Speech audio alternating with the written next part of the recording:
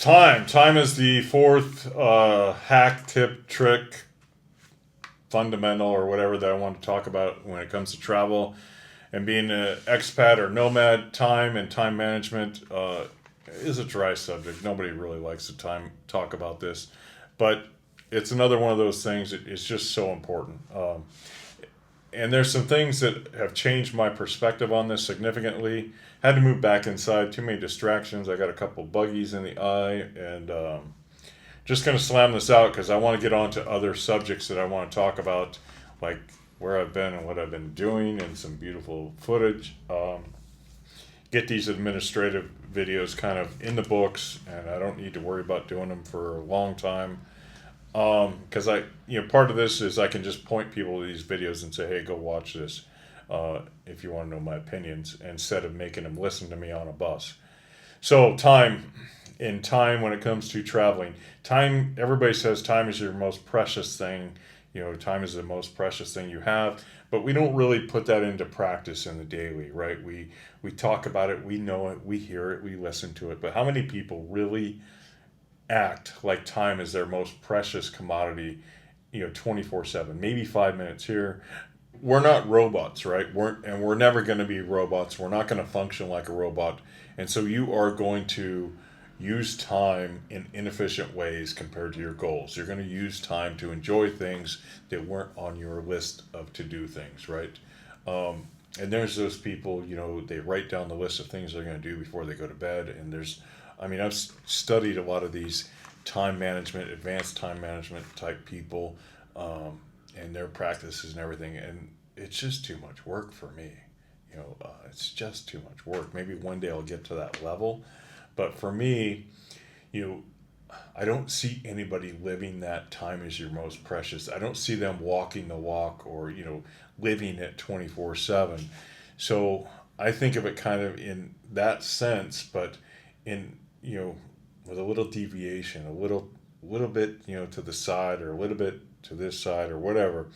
I think of time like, to think about like a bank account, right?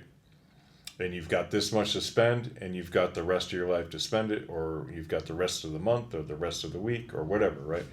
However, you're looking at what you're doing with your time. But and then I budget it kind of like I would a paycheck. So I want to spend 8 hours sleeping, that's a third, right? So, it goes back to the rule of thirds, right? And the rule of thirds, you have 24-hour day, 8 hours sleeping leaves you with 14 hours, right? 2 hours in the morning, 2 hours at night. That leaves me with 10 hours for activities and things to do in a day. And so I kind of break it down. I'm sorry, I'm reading off my notes, but that's kind of how I see things, right? In my day, I want to, go to bed at a reasonable time. I'm going to get up on a BS around for a couple hours in the morning. I've got the day, and then I want a couple hours at night and still get to bed at a reasonable time. And keeping that routine through a travel episode or a travel segment or a vacation is very important if you really want to maximize everything. If you really want to get the most out of it. And going back to time is your most precious thing. Vacation time or travel time is probably your most expensive time of the year. If you think about how much it costs you to work, per hour, how much do you make per hour, things like that, right? Think about this. If you're on a vacation, you worked all year for what, 2 weeks, 4 weeks? I know somebody was 6 weeks of vacation. So you worked all year for 6 weeks of vacation. And one of my gripes was in a past video, is I travel to the Philippines, right? I spend the night, I take a flight, I spend the night, take a flight to another island, spend all day on a bus, right? And then I go do my stuff, and then I spend all day on a bus coming back. And so it's like, wait, I just spent how much money to fly, how many miles to spend 2 days on a bus? And it wasn't even a bus like comfortable where you could get up and go use the bathroom or stretch. It was a minivan where I've got people, touching me from knee to shoulder on each side, and I've got no room to stretch out my legs. It was a miserable experience. Why did I just pay all that money to get on a plane and travel so far to spend 2 days in a van with, horrible or no aircon, crammed in like sardines. Not a good plan, right? And if you're on vacation and not retired, and you think about that, you worked how many weeks or months to pay for that one day, to carve it out of your schedule for the year, and break it down like that. You start going, oh, I really need to get better at this planning and, understanding where I'm going, what I'm doing, because that time is very valuable. And then if you're retired, think about it in these terms. You worked your entire year or life for these years. Do you want to be sitting in a chair, sitting on a porch, or do you want to be walking? Do you want to be golfing, or do you want to be, sitting around? And this kind of goes back to the original video that got me going on all these admin videos from the Ugly Tourist, when he said, move, right? Get off your ass and move. Sell everything, move abroad, right? Because, you meet these people and they retire and they pass on, right? And I'm not somebody trying to win the race to the grave. That's not a race I want to win. And so, I look at these people, they work their entire lives and they sit around and do nothing. This is your golden years. It's called your golden years for a reason. It should be the best season of your life. And,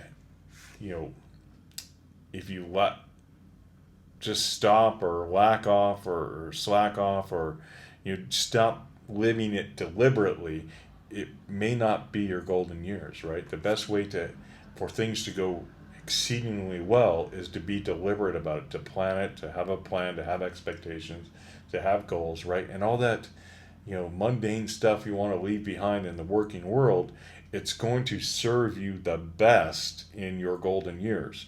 All those things you don't want to be doing will have the best payout because it's your time. And it's, every sunrise is a gift. And,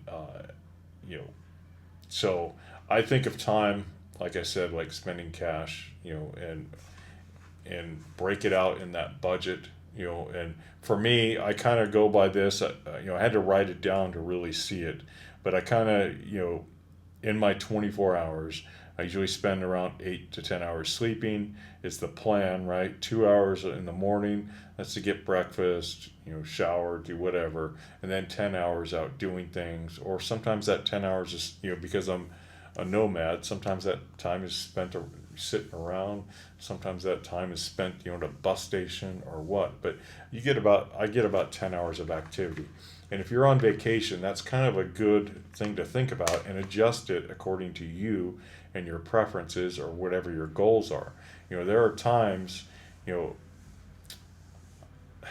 was a time I trying to figure out where to start this story because it was a long escapade. There was a time I got in my car about, I didn't sleep much the night before, maybe 6 hours. I get in my car about 6 o'clock. I drive down. We're up until about 2 or probably 12, about 12. And then we're back up at 4 in the morning, right? So I was a little bit behind on sleep, 2 to 4. We're up. We're doing shots at 5 o'clock. We're at the airport at 6. We did not stop drinking in Vegas until the next morning. So we get off the plane in Vegas at like 9, went to the buffet, breakfast buffet, champagne, partied all day, drunk all day, right, all night. And I went to bed about 4 that night. And that's when I stopped. That's when I finally said, okay, I'm done. I'm going to bed, right? And that's not the best use of time, right? It was a total waste of time. It was fun. I had a great time. And just a little pro tip: if you're going to the shooting range to shoot the automatic weapons, don't smell like alcohol at 11 in the morning. Not a good thing. But we were safe and sober and had a good time. But this time is your time, and manage it. Use it, but having a good plan is going to serve you best. The last thing is, this is your time. I've talked about how precious it is. I've talked about this. I've talked about the golden years, right? But the biggest takeaway, if you've made it this far in the video, you're getting the best lesson I've learned here, is this is your time. It's not his time. It's not their time. It's not his time, her time. This is your time. And if you're with a group, it's your group's time. Don't be selfish, right? But if you're with somebody else, it's that shared time. Remember the whole Fast Times at Ridgemont High scene, right?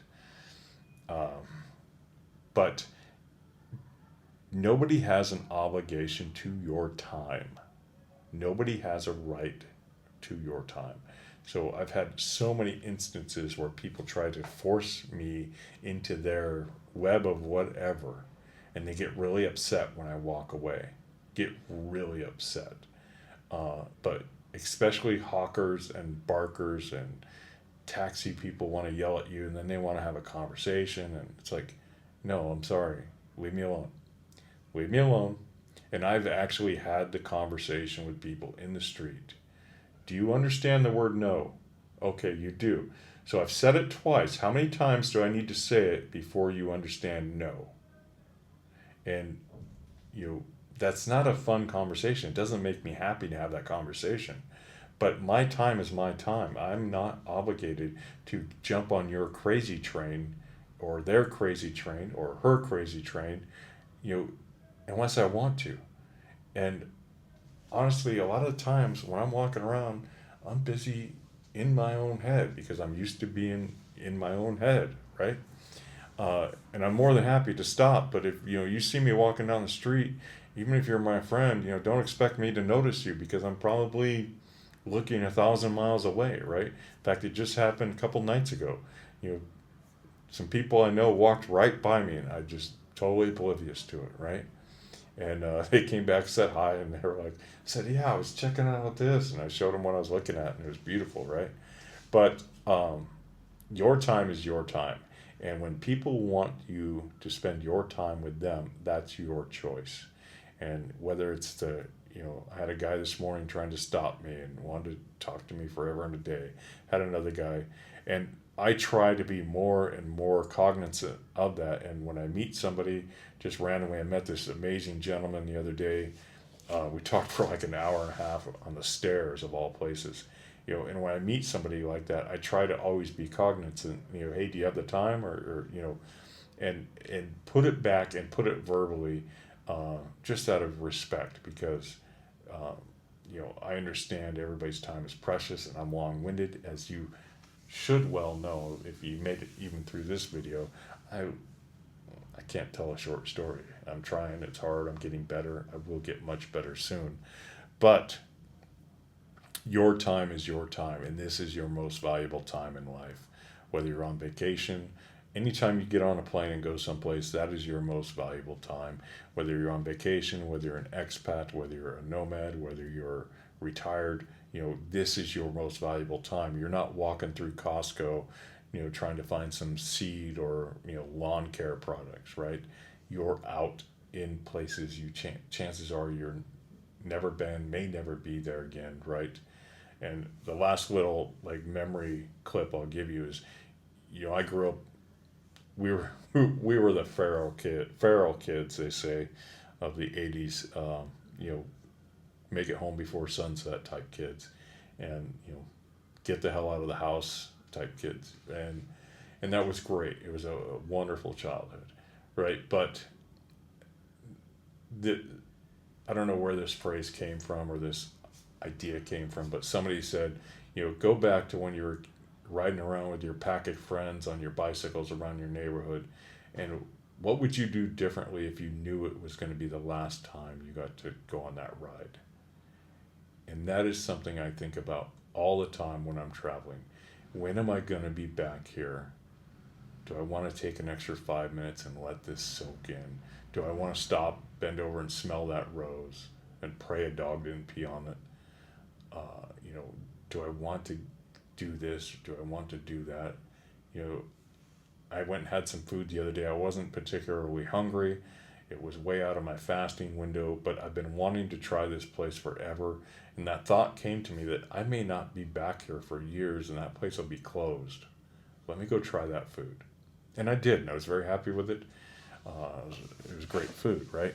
But, having that in the back of your mind and combine that with, this is the most valuable time you'll have, and combine that with this is time is your time, and others don't have, you don't have an obligation to jump on the crazy train with other people.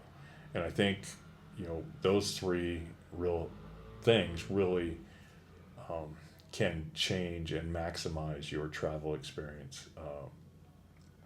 And then the whole idea of managing it like a bank account or managing it like a schedule or whatever, it really changes things, because when you're well rested, you make better decisions, your attention's better, you see better, all these things just improve. And more importantly, your attitude is usually way better. And when you're having a better attitude, better things just happen. People don't approach people who look frustrated, angry, or mad unless they're trying to help. And usually you don't want those people too much, right? But, I've had so many people approach me, and I'm not the most like approachable looking guy. And the only thing I can attribute it to is I'm happy most of the time. Way more often than not, 60-80% of the time, I'm having the time of my life. And it just keeps getting better and better and better. And it's by using all these things I've been talking about in the last 4 videos and the last 6 videos before that. So if you've muddled through this, kudos to you. I don't think everybody needs it or wants it, but these are kind of admin videos I want to put out there so I can point people to specific topics. Thanks. Take care. See you on the road.